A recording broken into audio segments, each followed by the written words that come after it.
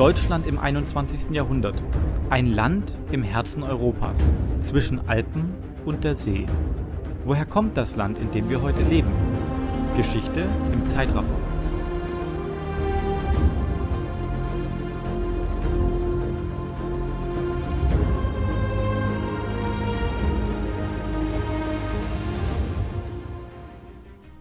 Wir haben bereits Videos zur deutschen Geschichte produziert. Diese ersten Teile der Serie sind oben und in der Videobeschreibung verlinkt. Der Erste Weltkrieg endet. Der Kaiser tritt ab und die Siegermächte verpflichten Deutschland im Versailler Vertrag zu Reparationszahlungen, Entmilitarisierung und Gebietsabtretungen. Das Reich ist bereits ohne Entschädigungszahlungen durch den Krieg schwer verschuldet, die Wirtschaft stark geschwächt. Soldaten kehren aus dem Krieg heim und die Bevölkerung muss versorgt werden. Dieses schwere Erbe des Kaiserreichs tritt die neue Republik an. Dazu kommt noch, dass der falsche Eindruck entsteht, die demokratischen Kräfte seien schuld an der Niederlage im Ersten Weltkrieg. Am Tag, an dem der Kaiser abtritt, werden zwei deutsche Staaten in Berlin ausgerufen: die Deutsche Republik und die Freie Sozialistische Republik. Das zeigt schon am Tag der Republikgründung, dass es große Meinungsunterschiede bei den politischen Parteien gibt. Auch rechte Gruppierungen erfahren Unterstützung, unter anderem wegen des Versailler Vertrags. Es sind turbulente Zeiten mit stark aufgeheiztem Klima. Es kommt zu Putschversuchen und Morden an Politikern wie Rosa Luxemburg und Karl Liebknecht von der KPD oder Matthias Erzberger von der Zentrumspartei. Bei den ersten Wahlen dürfen erstmals auch Frauen wählen. Die Nationalversammlung beschließt 1919 eine demokratische Verfassung. Die Versammlung trifft sich in Weimar, weshalb man später von der Weimarer Republik sprechen wird. Wichtig bei der Verfassung sind die starke Rolle des Präsidenten und dass Parteien erlaubt sind, die sich offen gegen die Demokratie stellen.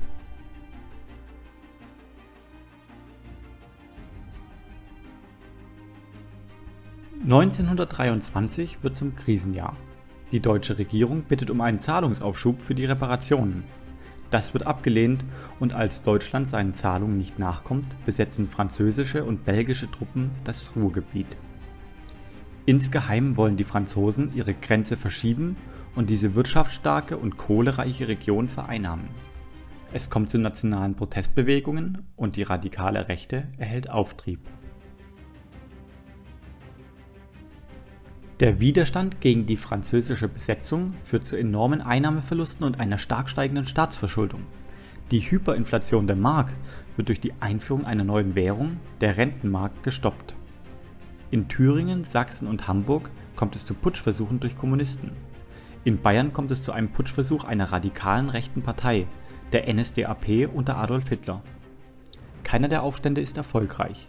Die Parteien NSDAP, Deutschvölkische Partei und KPD werden zeitweilig verboten. Zwischen 1924 und 1929 ist die Republik etwas stabiler. Dennoch erreichen die Parteien keine Beruhigung der politischen Verhältnisse. Nach dem Tod Friedrich Eberts erreichen die rechten Parteien, dass Paul von Hindenburg, ein ehemaliger General der obersten Heeresleitung, zum Reichspräsidenten wird. 1929 kommt es in den USA zu einer einschneidenden wirtschaftlichen Krise. In Deutschland waren die Staatsausgaben stark auf kurzzeitigen Krediten aus den USA aufgebaut. Man könnte sagen, die Weimarer Republik finanzierte viele Ausgaben über den Dispozins auf der Kreditkarte. Die deutsche Regierung unter Brüning versucht die Krise über ein Sparprogramm einzudämmen, was die Krise in Deutschland verschärft. Die Arbeitslosigkeit steigt sprunghaft an. Hier ist zu sehen, wie sich die Arbeitslosenzahlen entwickeln. Den Höchststand erreicht die Arbeitslosigkeit 1932. Dabei sind nur die Arbeitslosen erfasst, die Anspruch auf staatliche Zuwendungen haben. Bei Wahlen gewinnen die nichtdemokratischen Parteien immer mehr an Zustimmung.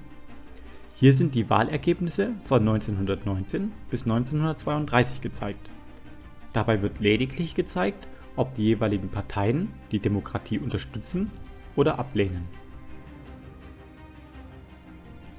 Seit der Wahl im Juli 1932 haben die nichtdemokratischen Parteien eine Mehrheit im Parlament. Bei der Wahl im November 1932 gewinnt die NSDAP 33% der Stimmen. Die Versuche der demokratischen Parteien, eine Regierung Hitlers zu verhindern, scheitern. Am 30. Januar 1933 kommt eine Regierung unter Hitler zusammen. Die NSDAP unter Hitler baut ihre Macht rasch aus. Der Reichspräsident von Hindenburg stimmt bereits kurz nach Zusammenkunft von Hitlers Regierung Neuwahlen zu. In der Nacht vom 27. auf den 28. Februar 1933 brennt der Reichstag. Wer den Brand tatsächlich gelegt hat, ist nicht klar.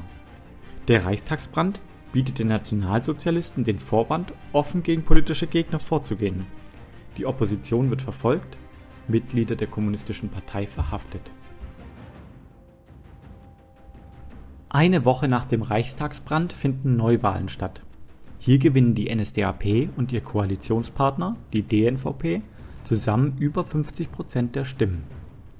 Die Mitglieder der KPD werden verhaftet und die Abgeordneten der anderen Parteien eingeschüchtert. Am 23. März 1933 wird die Verfassung mit dem Ermächtigungsgesetz außer Kraft gesetzt. Damit kann die Regierung eigenmächtig Gesetze erlassen. Der Reichstagsbrand ist das symbolische, das Ermächtigungsgesetz das faktische Ende der Weimarer Demokratie. Die Opposition und die demokratischen Organe werden beseitigt. Deutschland ist nun eine Diktatur unter Führung von Hitlers Nationalsozialisten. Der nächste Teil der deutschen Geschichte, Drittes Reich, wird sich hiermit befassen. Ihr findet das Video, wenn schon produziert, im Link rechts oder der Videobeschreibung.